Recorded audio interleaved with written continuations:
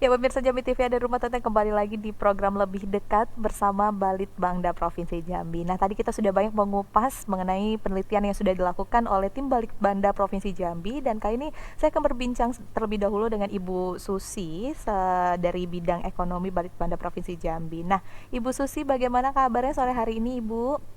Alhamdulillah baik dan sehat. Alhamdulillah sehat ya Ibu ya. Baiklah, Alhamdulillah. di sini kita banyak tadi kan saya sudah menanyakan pada Bapak Azrin sama Ibu Umi Kalsum. Nah, Ibu Susi sebagai tim peneliti dari bidang ekonomi, Bu. Di sini saya ingin menanyakan tadi Pak Azrin dan Ibu Umi Kalsum sudah banyak menyinggung sedikit demi sedikit mengenai perihal ekonomi yang terjadi di tengah pandemi COVID-19 ini. Nah, Ibu sendiri nih dari tim peneliti ekonomi Balitbangda, bagaimana nih Bu dampak ekonomi akibat pandemi COVID-19 yang saat ini terjadi di Provinsi Jambi?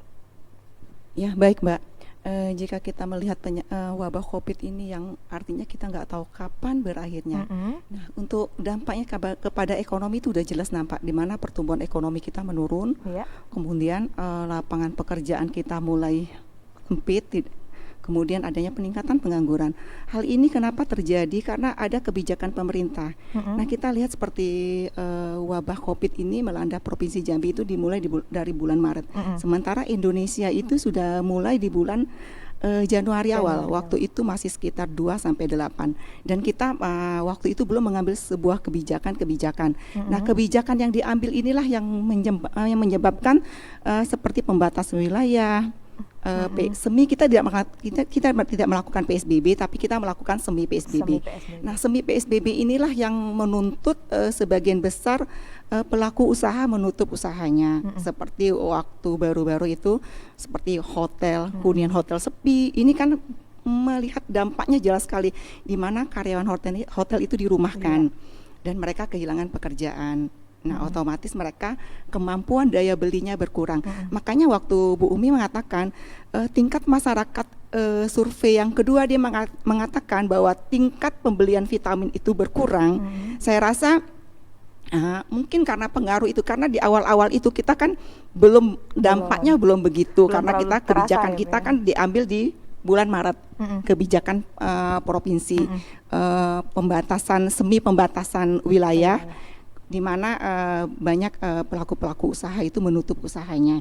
Nah, itu jadi saya kira dampak jenuh juga ada, karena kita tahu bahwa inilah yang perlu ditekankan, bahwa untuk sehat itu sebenarnya ini juga harus mindset berpikir ini juga harus dibuka kepada masyarakat. Untuk hidup sehat itu tidak perlu vitamin yang harganya mahal, juga vitamin dari sayuran herbal itu juga bisa dilakukan. Nah, mungkin edukasi ini mungkin akan diberikan mungkin kepada masyarakat. Nah, kemudian juga kita melihat dampak yang jelas itu adalah pelaku UMKM.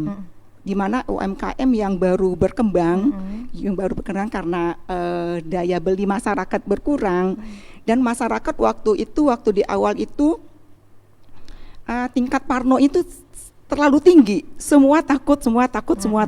Jadi makanan delivery juga mereka takut, karena edukasi waktu itu belum begitu merata. Dan alhamdulillah kesininya juga mudah-mudahan pengetahuan masyarakat makin meningkat, jadi edukasi yang diberikan merata, dan kita berharap nanti di kuartal 3 ekonomi itu semakin membaik. Nah, membaiknya ekonomi ini kalau penanganan terhadap COVID itu baik. Iya. Jika penanganan COVID baik, maka insya Allah perkembangan ekonomi itu akan ke arah positif. Iya. Nah, sekarang pertumbuhan ekonomi kita mengalami kontraksi sebesar 1,72%. Pertumbuhan ekonomi kuartal pertama itu 1,65%, dan kedua ini menurun jadi 0,05%.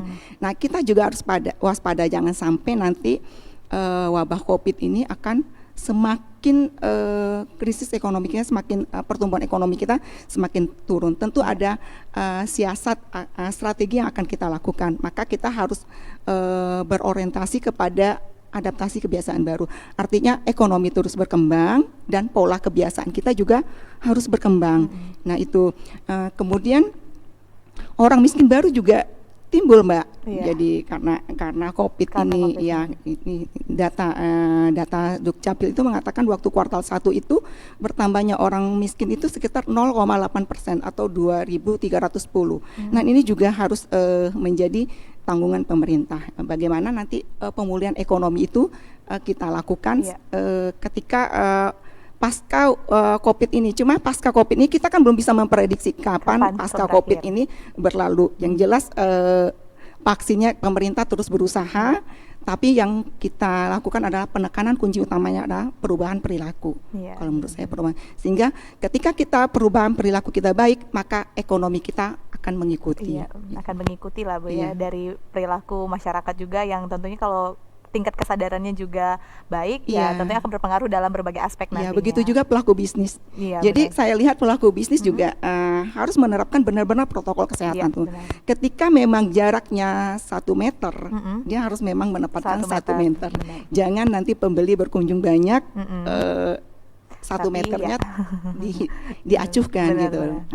Begitu. Baiklah, terima kasih banyak ya Ibu Susi atas informasinya kepada kita semua di sini. Tentunya untuk bidang ekonomi sendiri tentunya saya yakin masyarakat juga banyak merasakan dampaknya dari pandemi COVID-19 ini. Banyak karyawan yang dirumahkan, tempat-tempat hiburan yang tutup, tempat wisata yang tutup, bahkan juga pusat-pusat perbelanjaan yang tutup pada awal-awal terjadinya COVID-19. Dan itu sekarang tentunya akan dipulihkan kembali sedikit demi sedikit, tapi tetap menerapkan protokol kesehatan dari pemerintah ya Bapak Ibu ya.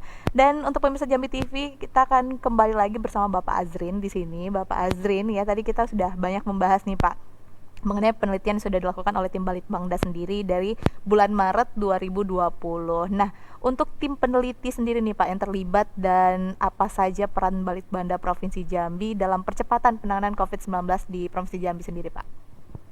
Terima kasih. Jadi Balitbangda Provinsi Jambi setiap melakukan kegiatan itu selalu menggunakan prinsip kolaboratif gitu. Jadi kita selalu bekerja sama dengan pihak lain, berkolaborasi. Karena apa? Karena kalau kita bekerja sama, pekerjaan berat menjadi ringan gitu kan ya. Dan diharapkan juga hasilnya juga akan semakin baik kalau kita bekerja sama dengan pihak lain yang tentunya yang profesional.